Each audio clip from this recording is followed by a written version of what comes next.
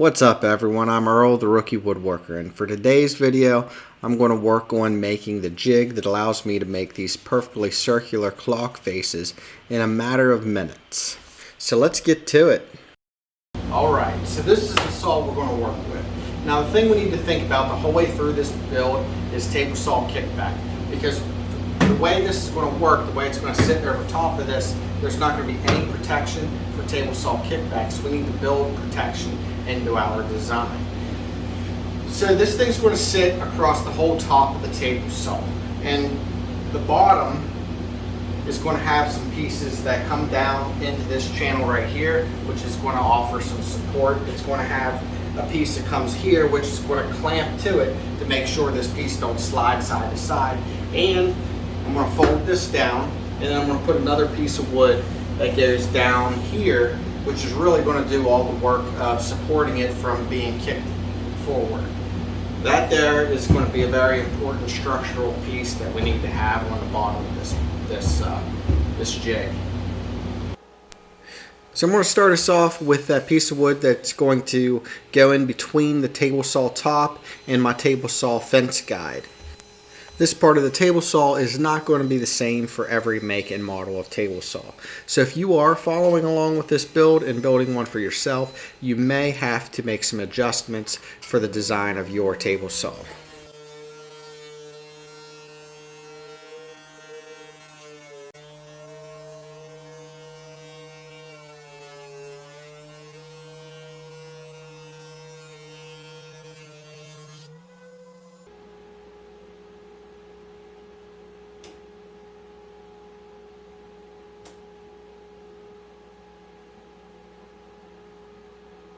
Okay, so hold up right there. It's important to note a few things before we go any further. The table saw and saw blade manufacturers did not design their products with you using this jig in mind.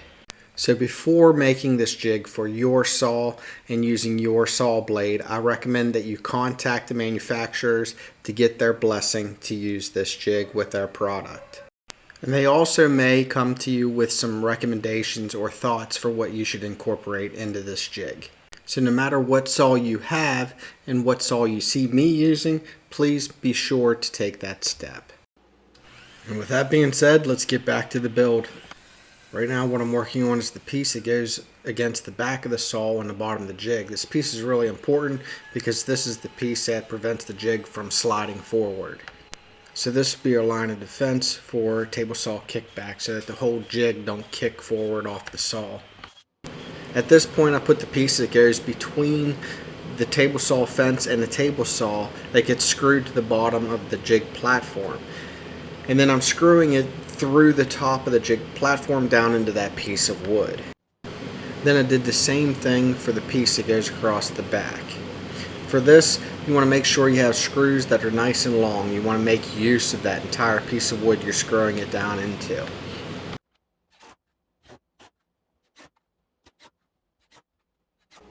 Then I'll work on the piece that goes to the left side of the table saw, and it very much so goes together the same way.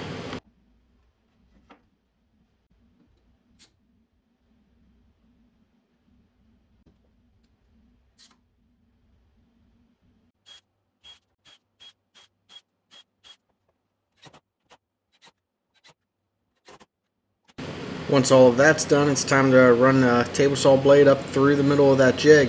Now, I have my hand there on top of the jig. I realize that's bad practice. I know that blade isn't near my hand, but it's pretty much bad practice to go putting your hand on top of something you're going to run a saw blade up through. So don't do what I'm doing. From here, I'm going to start working on the rails that are going to go on either side of this jig. Now, these rails are for the bridge that goes across this jig, which you'll see how that works later on. Now these rails are going to determine the maximum thickness of material you're going to be able to put through this jig.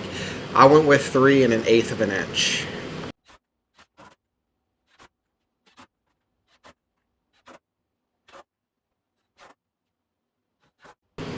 Now I'm going to open up the hole that goes around the saw blade. That way the dust can more easily fall through that hole into the table saw's dust collection system.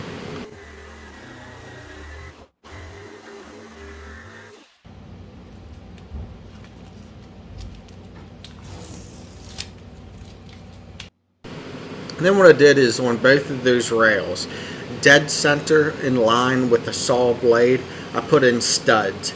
And I found these studs laying around the shop that are half bolts and then the other half wood screws, which just happened to work out perfectly for this project.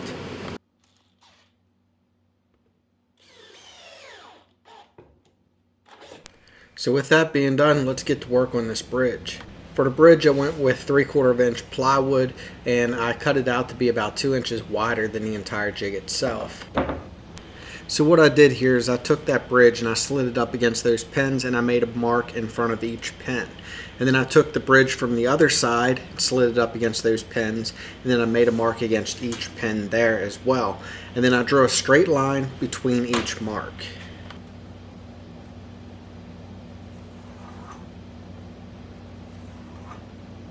And then once I have that line on both sides, I'll drill a hole every 1/2 inch. That's the same diameter as those pins.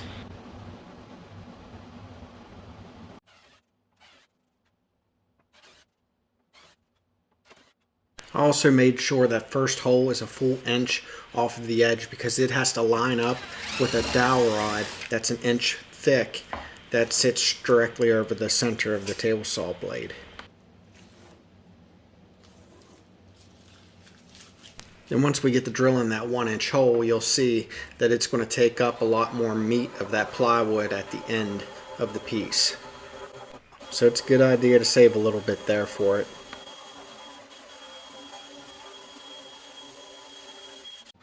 Then on top of the bridge, it's a good idea to put some pieces of wood that is perfectly flat across almost the whole width of it, just short of those holes, to make sure that it has some support to stop it from sagging in the middle.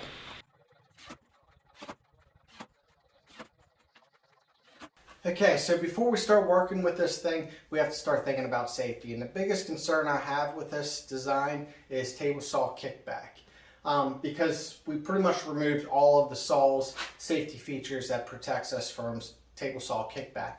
So we designed this so that whenever you're using it from behind the saw. Because at no point in time when the saw is running do I want my body in front of this thing at all. And the other thing, hopefully this design is put together strong enough that if a kickback does occur, it forces the table saw to stall out or forces it to cut through the wood. But the one problem I do have is whenever you start the saw up to start cutting into this project, the blade has to be in the table. So then you have to raise the blade up a little bit, turn your piece, raise the blade a little more, turn your piece, raise the blade a little more, turn your piece, until your blade height is at the depth that you want to carve into your piece. The problem with that is the adjustment is right here in front of the jig. So what I did was I took a piece of wood and I drilled a hole in it so that I should be able to safely stay to the side and adjust my table saw blade height that way without ever getting in front of the jig. I'm going to carve into it 3/8 of an inch deep. So I'm going to set my setup block right next to the blade. I'm going to raise my blade up until it is at the top of the setup block. Right there. And then I'm going to pull the blade back down into the table, and I'm going to count how many rotations it takes to get back down into the table. So there's 1 full rotation, 2 full rotations, and we're pretty much there right there. So it's an even 2 rotations. So we'll go back up the even 2 rotations just to make sure that upwards is the same as downwards, which it almost always should be. 1 rotation, 2 rotations. Perfect. So remember that whenever we have the workpiece there, because we're not going to be able to see while the workpiece is over top of the blade. So you can't measure it while you're doing it. So you need to measure it beforehand. And this is how you do it. And now I'm ready to carve out my first clock blank on this jig. So what I did here was I took a piece of 2x4, I planed it nice and flat on the bottom, and then I drilled a hole in it and put my 1 inch dowel rod into that 2x4, and then I glued it onto the back of my clock blank. And now I glued it so that the grain was facing the same direction as the grain on the clock blank. It's pretty important that it gets a really nice secure bond there. And then I'll cut it off later with an oscillating tool. So then I'll turn the saw on and I'll use my little arm extender to raise the blade up into the piece just a little bit. You only want to go like less than 1/8 of an inch into the piece at a time. And then go ahead and give it a spin. And that spin will carve out a nice circular shape of the depth that we went up to at this point.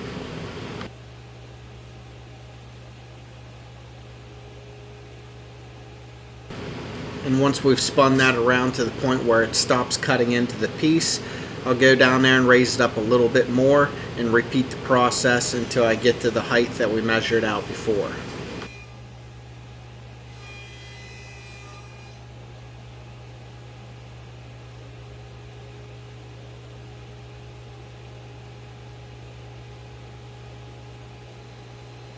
And throughout this process, I'm using this arm extender to make sure that I do not put myself in front of this jig at any given point. I don't want to be in the line of fire just in case a kickback event happens.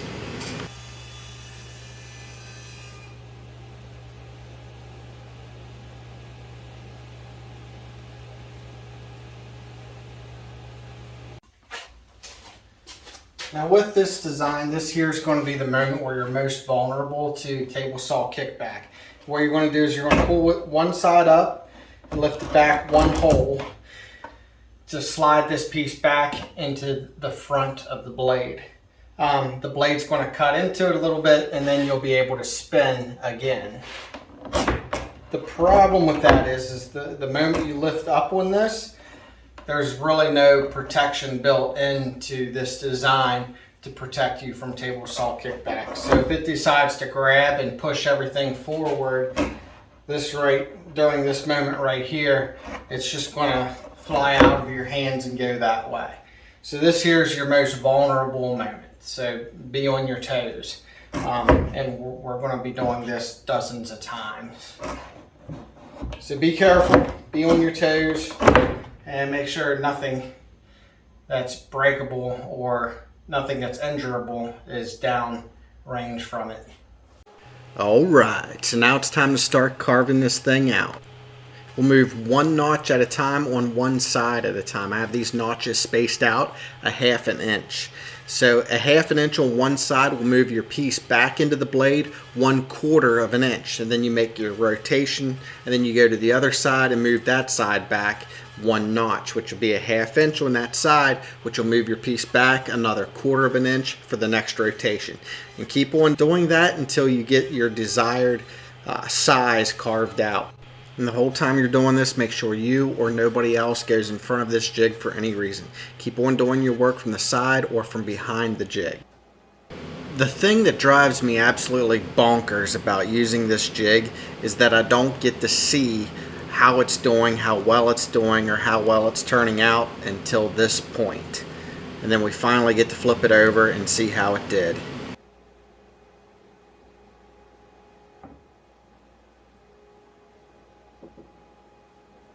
And this is how it turned out.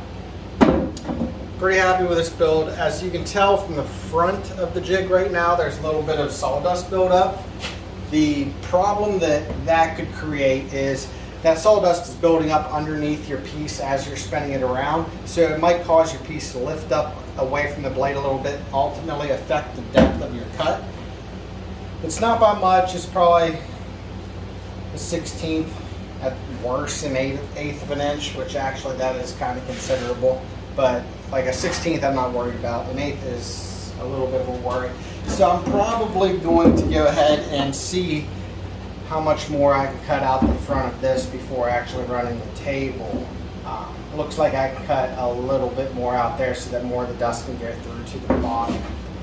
But otherwise, I am stoked with how this thing turned out and how it worked. If you want to, you can build another bridge for the top of this, and that bridge could specifically be used to cut out the butt grooves for a seat that you want to make.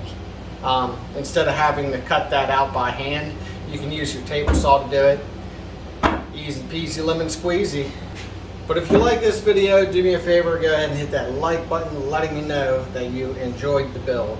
And if you want to see more videos like this, hit the subscribe button and go to my channel and look around. I got about 2 years worth of content there. I actually have a video of a clock build that's very similar to this, except for it's much bigger. It turned out really nice, a really great gift idea. It's about a year further back into my videos. It's pretty interesting. I used my old jig for this, and I used that on a really old rickety Craftsman table saw. So it's pretty interesting watching me work with that thing. But yeah, go check that out. If you have any questions or comments or concerns, you have any other design ideas to try to make this thing safer, please let me know in the comments below. I'm all ears on that stuff. But until next time, make something awesome. Me, I'm gonna go sand this thing down and cut it out. Until next time.